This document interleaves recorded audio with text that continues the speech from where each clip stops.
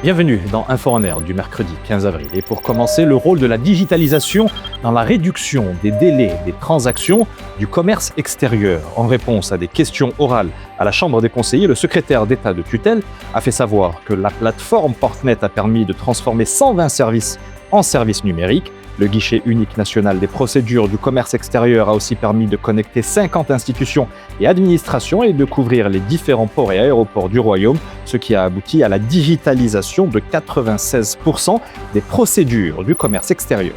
La Commission nationale de contrôle de la protection des données à caractère personnel vient de signer à Rabat une convention de partenariat avec 5 fédérations professionnelles du secteur du tourisme. Ces dernières actent ainsi leur adhésion au programme DataTira. À travers cette convention, toutes les parties visent à mettre en conformité l'écosystème touristique marocain à la loi numéro 0908 relative à la protection des données à caractère personnel. Cela fait de la protection de ces données un levier stratégique de confiance.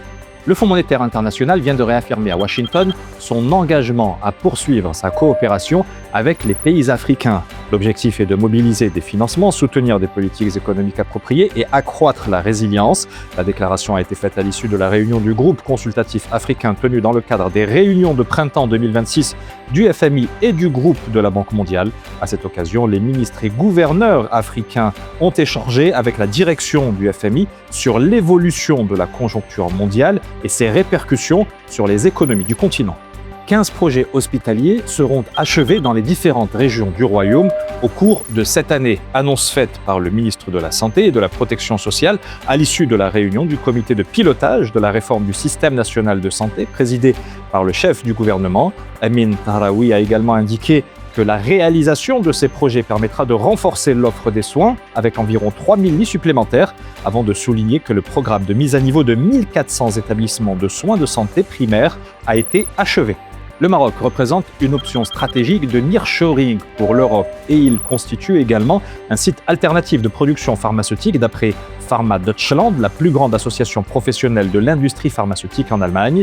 Selon l'organisation germanique, le Maroc offre dans le domaine de l'industrie pharmaceutique des opportunités en matière de production, d'investissement et d'accès au marché pour accompagner les besoins européens. C'est la fin de cette Info en Air. Avis aux CEO et aux top managers. Infomédiaire et Red A Consulting vous offre une formation exceptionnelle consacrée à l'art de la négociation. Toute une journée d'apprentissage le mardi 19 mai autour notamment de la méthodologie Harvard. Pour vous y inscrire, n'hésitez pas à cliquer sur le lien qui figure dans la publication ou en commentaire. Et d'ici là, portez-vous bien.